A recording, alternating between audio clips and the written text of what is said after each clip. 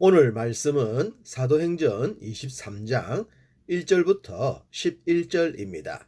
정은 하여야 하리라 라는 제목으로 말씀을 나누겠습니다.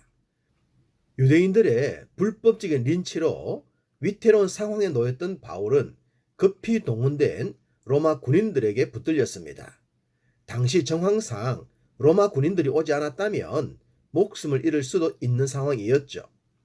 군인들은 일단 바울을 로마 진영으로 끌고 갑니다.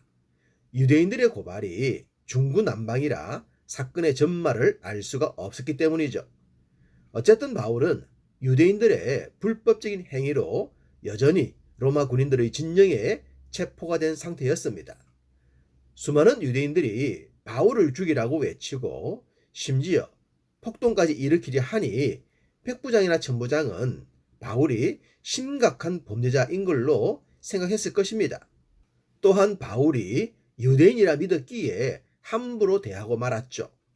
그런데 갑자기 바울이 자신은 로마 시민이라고 밝힌 것입니다. 말씀을 드렸듯이 로마 시민은 로마의 법에 따라 대우나 처벌을 받아야 했는데 현재 바울은 그러지 못했던 것입니다. 백부장과 천부장이 로마의 법을 어긴 것이죠. 바울은 지혜롭게 자신의 신분을 결정적인 순간에 밝혔던 것입니다.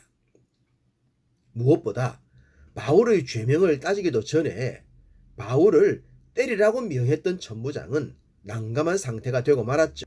그래서 제사장들과 공회원들을 모은 후에 바울에게 말할 기회를 줬던 것입니다.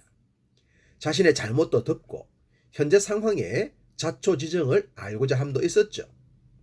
이리하여 바울은 로마의 짱짱한 보호 아래 자신을 죽이려고 혈안이 되었던 자들 앞에 당당히 서서 복음을 전하게 됩니다.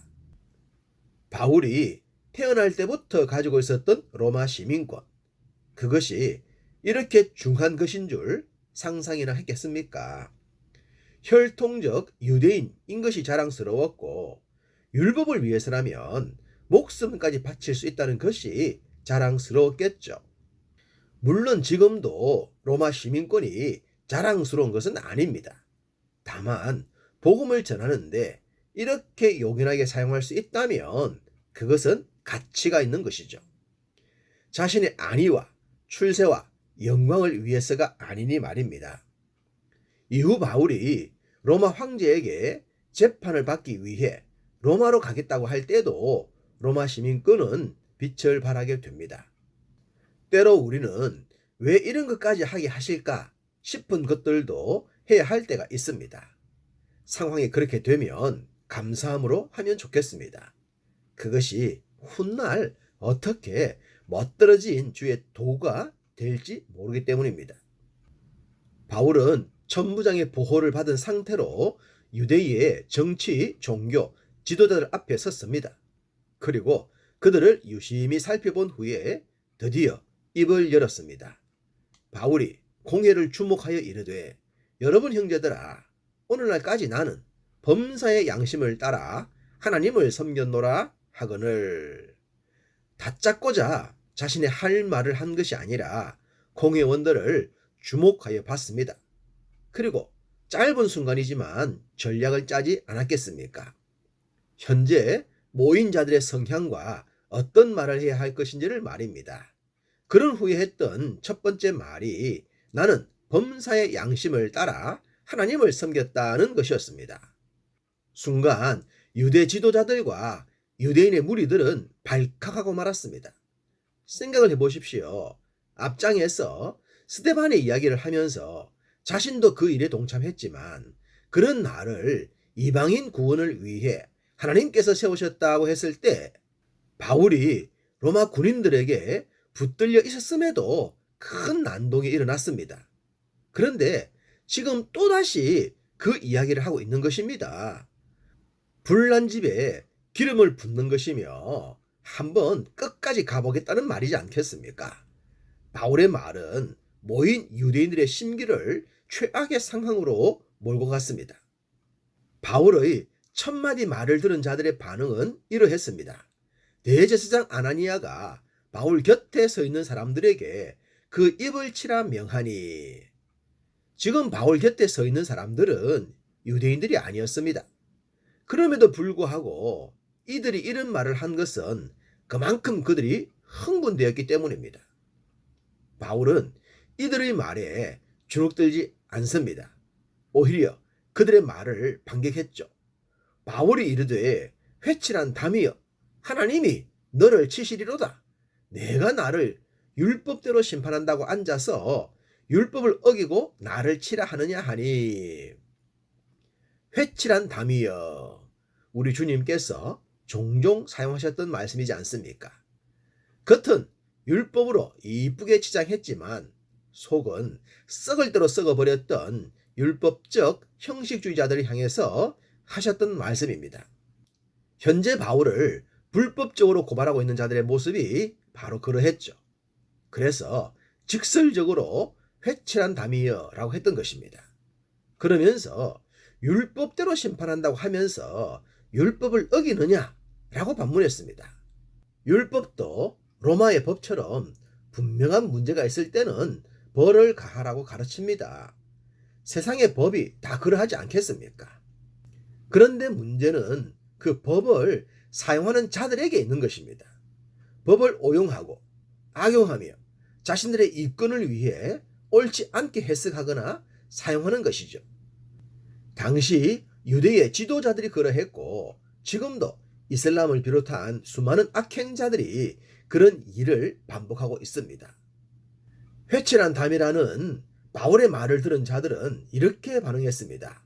곁에 선 사람들이 말하되 하나님의 대제사장을 내가 욕하느냐. 이게 무슨 의미일까요? 대제사장이라면 옳지 않은 행동을 해도 아무런 문제가 없다는 말입니까? 당시 그들의 영적 세계가 어떠했는지를 충분히 짐작하게 합니다. 바울은 계속 말을 하기 위해서 그들의 말을 살짝 받아들입니다. 나는 그가 대제사장인 줄 알지 못했다고 하면서 율법에 너희의 백성의 관리를 비방하지 말라 하였느니라는 말까지 인용했습니다. 병주고 약주는 행동 같아 보입니다. 일반적으로 대제사장은 복장만 봐도 알 수 있습니다. 그렇지만 바울은 지혜롭게 그 상황을 이끌고 있었던 것입니다. 이런 식으로 자신을 고발하는 자들을 들었다 놨다 하던 바울은 더 기막힌 전략을 세웁니다.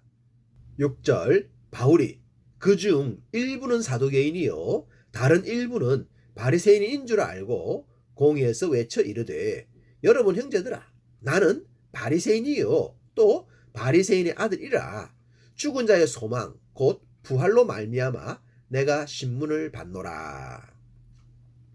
모인 자들의 영적인 성향을 알고 이렇게 말을 했죠.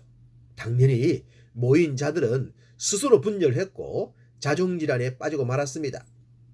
놀랍게도 바리새인들 중엔 바울이 아무런 잘못이 없다고까지 말을 했으니 말입니다.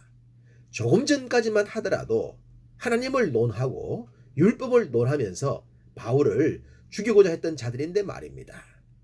그렇다면 이들은 처음부터 진리나 율법 또는 하나님의 본 뜻과는 무관한 자들이었다는 것을 알 수가 있습니다. 처음엔 모인 자들 모두가 바울을 죽이겠다고 했다가 이제는 바리새인들과 사두개인들이 분리가 되어서 서로 싸운다고 난리도 아니었습니다. 당연히 싸움이 격하게 되면 바울도 안전할 리가 없었죠. 그래서 천부장은 급히 바울을 안전한 영내로 보호합니다. 모르긴 몰라도 천부장의 생각에 바울이 문제가 아니라는 것을 직감하지 않았을까 싶습니다. 그날 밤 하나님은 말씀하셨습니다. 그날 밤에 주께서 바울 곁에 서서 이르시되 담대하라 내가 예루살렘에서 나의 일을 정언한 것 같이 로마에서도 정언하여야 하리라 하시니라. 예루살렘에서도 로마에서도 바울은 복음을 정언해야 할 사명자였습니다. 하나님께서 그것을 위해 바울을 부르셨기 때문입니다. 우리도 그러하지 않겠습니까? 하나님께서 구원의 은혜를 주신 것은 우리를 통해서도 복음이 전해지는 것인 줄 믿습니다.